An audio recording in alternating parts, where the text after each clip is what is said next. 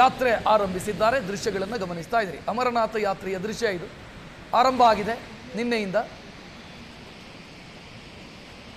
ಯಾತ್ರಾರ್ಥಿಗಳ ಭದ್ರತೆಗೋಸ್ಕರ ಈ ಬಾರಿ ಹೆಚ್ಚುವರಿ ಸಿಬ್ಬಂದಿಯನ್ನ ಕೂಡ ನಿಯೋಜಿಸಲಾಗಿದೆ. ದೃಶ್ಯ ನೋಡ್ತಾ ಇದ್ರಿ. ಯಾತ್ರೆ ಆರಂಭ ಆಗಿರುವಂಥ ದೃಶ್ಯಗಳು. ಯಾತ್ರಾ ಸ್ಥಳದಿಂದ ನಮ್ಮ ಪ್ರತಿನಿಧಿ ಶರಣಯ್ಯ ಹಿರೇಮಠ್ ವರದಿ ಕೊಟ್ಟಿದ್ದಾರೆ. ಹಿಂದೂಗಳ ಅತ್ಯಂತ ಪವಿತ್ರ ಕ್ಷೇತ್ರಗಳಲ್ಲಿ ಒಂದಾಗಿರುವಂತಹ ಅಮರನಾಥ ಯಾತ್ರೆಗೆ ಇವತ್ತಿನಿಂದ ಅಂದರೆ ಜುಲೈ 3ನೇ ತಾರೀಕಿನಿಂದ ಆಗಸ್ಟ್ 24ನೇ ತಾರೀಕಿನವರೆಗೂ ದರ್ಶನಕ್ಕೆ ಅವಕಾಶ ಇರುವಂಥದ್ದು.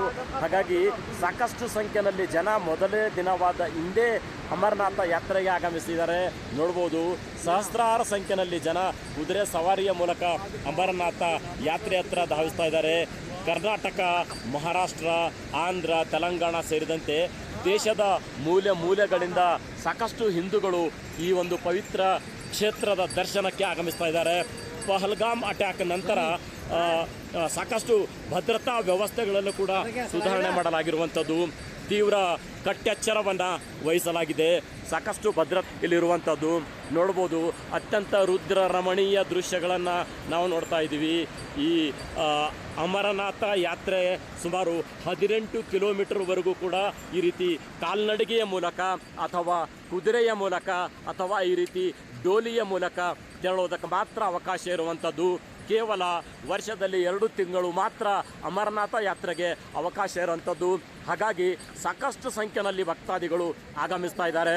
ಇಲ್ಲಿನ ವಾತಾವರಣವು ಕೂಡ ಮೊದಲ ದಿನದಿಂದಲೇ ಕೂಡ ಸೂಕ್ತ ವಾತಾವರಣ ಇರೋಂಥದ್ದು. ಹಾಗಾಗಿ ಜನ ಭಕ್ತಾದಿಗಳು ಸಹಸ್ರಾರು ಸಂಖ್ಯೆಯಲ್ಲಿ, ಲಕ್ಷಾಂತರ ಸಂಖ್ಯೆಯಲ್ಲಿ ಆಗಮಿಸ್ತಾ ಇದ್ದಾರೆ. ಈಗಾಗಲೇ ಮುಂದಿನ 2 ತಿಂಗಳವರೆಗೂ ಕೂಡ ರಿಜಿಸ್ಟ್ರೇಷನ್ ಕಂಪ್ಲೀಟ್ ಆಗಿರುವಂಥದ್ದು.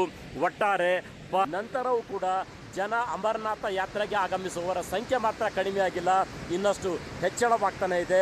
ಅದಕ್ಕೆ ಬೇಕಾದಂತಹ ಮುಂಜಾಗ್ರತಾ ವ್ಯವಸ್ಥೆಗಳನ್ನು ಜಮ್ಮು ಕಾಶ್ಮೀರ ಸರ್ಕಾರ ಮತ್ತು ಕೇಂದ್ರ ಸರ್ಕಾರ ಇಲ್ಲಿ ತೆಗೆದುಕೊಂಡಿದೆ.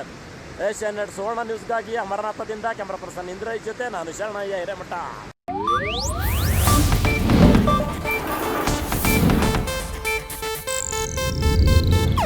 ಇದು ಏಷ್ಯಾನೆಟ್ ನ್ಯೂಸ್ ನೆಟ್ವರ್ಕ್ ಪ್ರಸ್ತುತಿ.